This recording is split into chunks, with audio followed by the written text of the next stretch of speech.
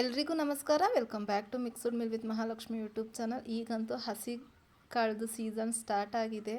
So ನಾನಿಲ್ಲಿ ತೊಗರಿಕಾಯಿನ ತೊಗೊಂಡು ಹುಳಿ ಮಾಡೋದನ್ನ ಹೇಗೆ ಅಂತ ತೋರಿಸ್ತಾ ಇದ್ದೀನಿ. ಒಬ್ಬೊಬ್ಬರು ಒಂದೊಂದು ಶೈಲಿಯಲ್ಲಿ ಮಾಡ್ತಾರೆ, ಬಟ್ ನಮ್ಮ ಮನೇಲಿ ತೊಗರಿಕಾಳು ಹುಳಿನ ನಾವು ಯಾವ ರೀತಿಯಲ್ಲಿ ಮಾಡ್ತೀವಿ ಅಂತ ತೋರಿಸ್ತಾ ಇದ್ದೀನಿ. ಈ ವಿಧಾನದಲ್ಲಿ ಒಂದ್ಸಲಿ ನೀವು ಟ್ರೈ ಮಾಡಿ. ಹಾಗಾದರೆ ರೆಸಿಪಿ ಸ್ಟಾರ್ಟ್ ಮಾಡೋಣ.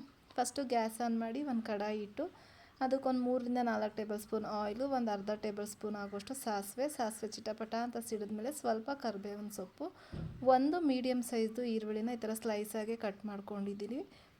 ಇದನ್ನು ಈರುಳ್ಳಿ ಸ್ವಲ್ಪ ಕಲರ್ ಚೇಂಜ್ ಆಗಬೇಕು. ಚೇಂಜ್ ಆದಮೇಲೆ ನಾವು ನೀಟಾಗಿ ವಾಶ್ ಮಾಡಿಟ್ಟಿರುವಂತಹ ತೊಗರಿ ಕಾಳನ್ನ ಸೇರಿಸ್ತಾ ಇದ್ದೀನಿ. ತೊಗರಿ ಕಾಳಲ್ಲಿರೋ ರಾಸ್ ಮೇಲೆಲ್ಲ ಹೋಗಬೇಕು.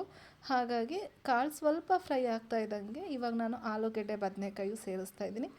ಆಲೂಗೆಡ್ಡೆ ಬದನೆಕಾಯಿ ತಿನ್ನಲ್ಲ, ಅಲರ್ಜಿ ಆಗುತ್ತೆ ಅನ್ನೋರು ಸ್ಕಿಪ್ ಮಾಡ್ಬೋದು. ಬರೀ ಕಾಳಲ್ಲೇ ಹುಳಿನೂ ಮಾಡ್ಕೊಬೋದು, ಅದು ತುಂಬ ಟೇಸ್ಟಿಯಾಗಿರುತ್ತೆ.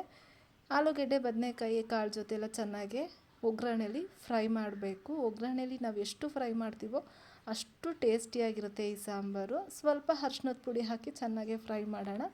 ಇದು ಫ್ರೈ ಮಾಡೋಕ್ಕೆ ಹೀಗೆ ಬಿಟ್ಟು ಒಂದು 5 ನಿಮಿಷ ನಾವು ಮಸಾಲೆಗೆ ರೆಡಿ ಮಾಡ್ಕೊಳ್ಳೋಣ. ಇದು ಹಂಗೆ ಕಾಳು ಸುಮ್ಮನೆ ಬೇಯ್ತಾ ಇರುತ್ತೆ, ಎಣ್ಣೆಲೇ ಜಸ್ಟ್ ಫ್ರೈ ಆಗ್ತಾ ಇರುತ್ತೆ. ಸೊ ಮಸಾಲೆ ನೋಡೋಣವಾ.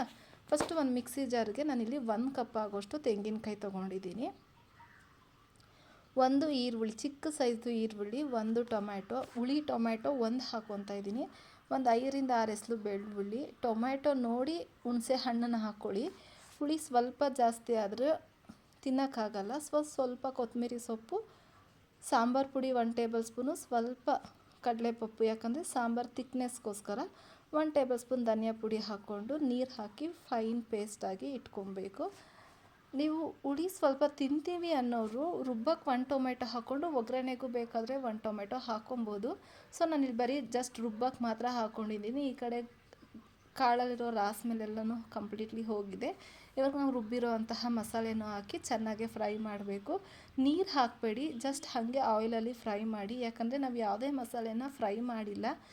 ಈ ಸಾಂಬಾರನ್ನ ಮಸಾಲೆ ಫ್ರೈ ಮಾಡ್ತಾರೆ, ಈ ಥರ ಹಸಿಯಾಗೂ ಮಾಡ್ತಾರೆ. ಎರಡೂ ಟೇಸ್ಟು ಚೆನ್ನಾಗಿರುತ್ತೆ. ಒಂದ್ಸಲ ಈ ರೀತಿ ಟ್ರೈ ಮಾಡಿ. ಮಸಾಲೆ ಎಲ್ಲ ಚೆನ್ನಾಗಿ ಆಯಿಲಲ್ಲಿ ಫ್ರೈ ಮಾಡೋಣ, ಯಾಕಂದರೆ ಅದರಲ್ಲಿರೋ ರಾಸ್ ಮೇಲೆಲ್ಲ ಹೋಗಲಿ. ಫ್ರೈ ಆದಮೇಲೆ ಕನ್ಸಿಸ್ಟೆನ್ಸಿ ನೋಡಿ ನೀರು ಹಾಕ್ಕೊಬೇಕು. ನಾನು ಮಿಕ್ಸಿ ಜಾರ್ಗೆ ಸ್ವಲ್ಪ ನೀರು ಹಾಕ್ಕೊಂಡು ಸಾಂಬಾರಿಗೆ ಎಷ್ಟು ನೀರು ಬೇಕೋ ಅಷ್ಟು ಹಾಕ್ಕೊತಾ ಇದ್ದೀನಿ.